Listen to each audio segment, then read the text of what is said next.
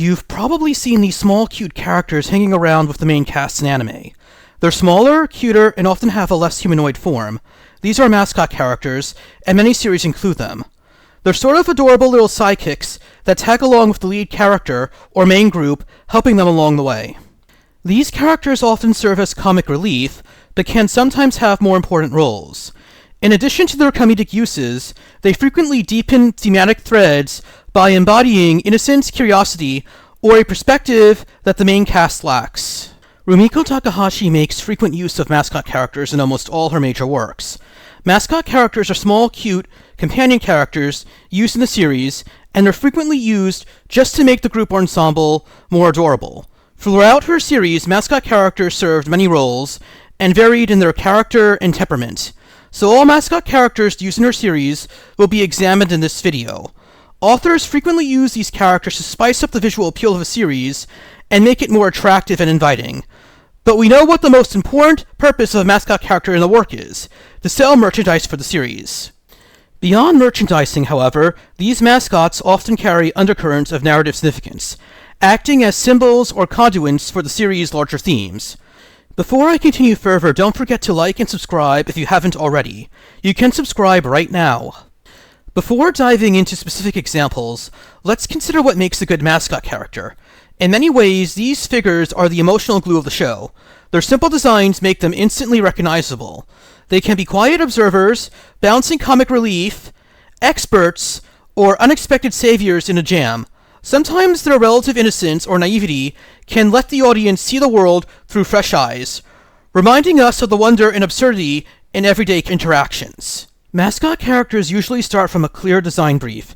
Keep it small, visually memorable, and easy to animate. Rumiko Takahashi's mascots often share a few traits: rounded shapes, big eyes, and a distinctive color palette.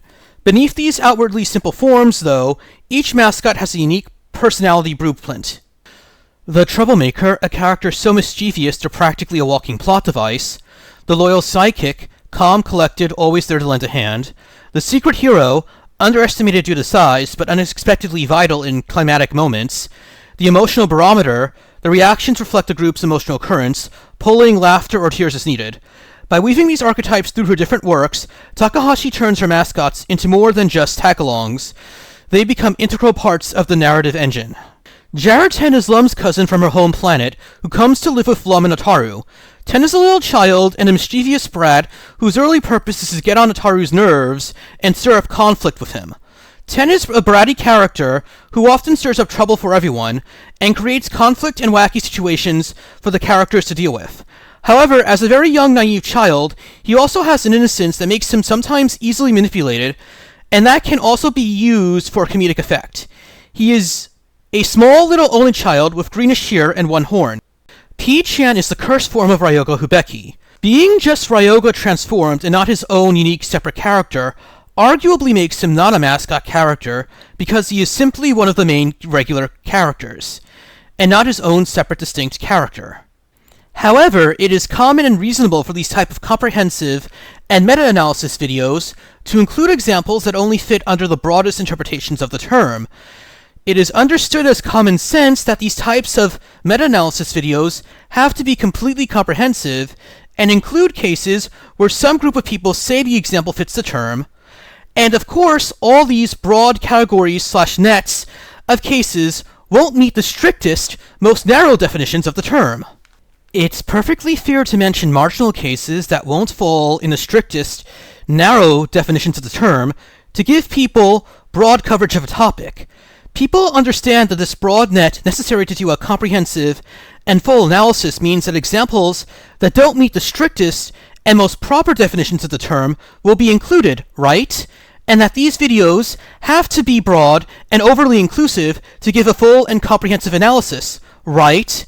And that they won't complain about a video using the wrong examples when definitions vary and videos have to address multiple interpretations, right? When Ryoga is splashed with water, he transforms into a small pig. His pig form is adopted by Akane as her pet, and he lives with her in her home. Being Ryoga in his transformed form, he simply has the same personality as Ryoga. In this form, he simply looks like a small black pig. Akane never realizes P-chan is Ryoga. While P-chan lacks an independent origin, his pig persona allows scenes that big, brooding Ryoga could never deliver. Shippo is the fox spirit whose parents were killed by villains. Inuyasha defeats them, and Shippo joins the group and travels together with the protagonist. Shippo is temperamental and often gets into arguments with Inuyasha.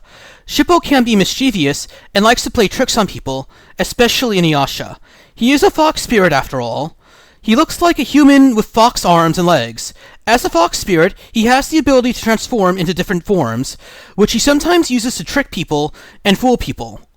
However, he also uses this ability to help the group in serious situations. His largest role in the narrative is to serve as comic relief in the story. He can be cowardly sometimes, but he is still just a child. He is somewhat similar to Ten, but is more mature and less antagonistic, which makes sense since Inuyasha is a more serious narrative. Beyond his trick, Shippo's backstory adds emotional resonance. An orphan grappling with loss, searching for belonging, his playful banter with Kagome, and rivalry with Inuyasha support character development, revealing hidden vulnerabilities in the leads. Through Shippo, the audience is reminded of the harsh realities of the world they explore. Rokumon is Rinnie's black cat by contract. He dutifully helps his master. He is calm, devoted, and a loyal aide to Rinnie. He has a calm and polite temperament most of the time, and he helps Rinnie both run his business and with any other task he may need.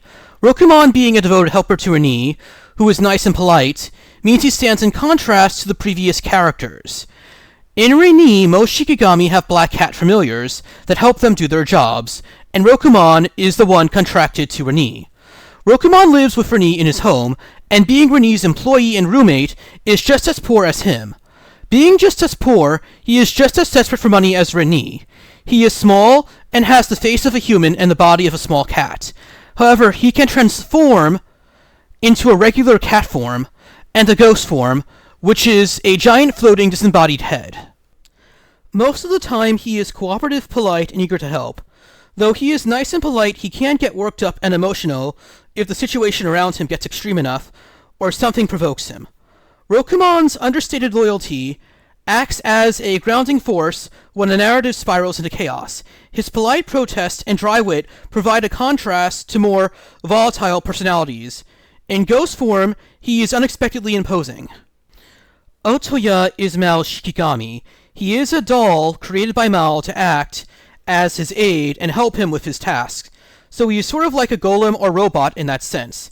He is calm and unemotional, and has a quiet, stoic temperament.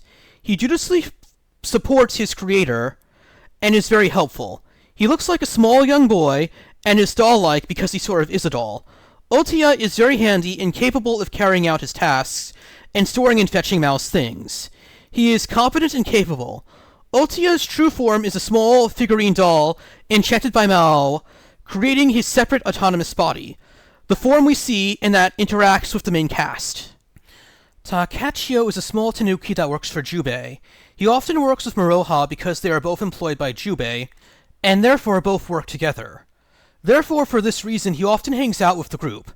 He acts as a dutiful and helpful aide to Jubei and other clients of his, but has a partly antagonistic relationship with Miroha. Despite his diminutive stature, Takahahsi is exceptionally quick-witted and can slip in and out of tight situations without being noticed. His loyalty to Jubei is steadfast. While generally cheerful and eager to please, he isn't above playing pranks on others. He occasionally ventures out alone to gather intelligence, returning with critical information the group didn't realize they needed. Beneath his playful exterior, he carries a deep sense of responsibility. While all these characters deliver laughs, they also fulfill narrative functions that go beyond simple amusement. They serve as emotional mirrors. Through their reactions, laughter, fear, excitement, mascots reflect and amplify the main cast's feelings. Plot catalyst, their small size and seemingly trivial concerns often set off chain reactions. World building, mascots embody the series' supernatural or sci-fi elements in an approachable form. A demon child, a cursed fig, a fox spirit, these beings introduce cultural folklore or otherworldly rules without bogging the viewer down in exposition. Mascot characters are much more than background eye candy. In Rumiko Takahashi's major works, they serve as comedic sparks, narrative pivots, and emotional touchstones. Each one, From Ten's impish grin to P-chan's stubborn stout, from Shippo's tiny transformations to Rokumon's dignified meows, and Otiya's porcelain stillness, enriches the story in a unique way. They remind us that sometimes the smallest characters leave the biggest impact. These mascots deserve a spotlight of their own. By embodying core themes, friendship, loyalty, and wonder, they transcend their screen time to become cultural touchstones. Even the smallest character can catalyze fandom, proving that in anime, size doesn't limit impact. Thank you for watching. Don't forget to like and subscribe and hit the notification bell. Which of these characters is your favorite? Leave your thoughts in the comments.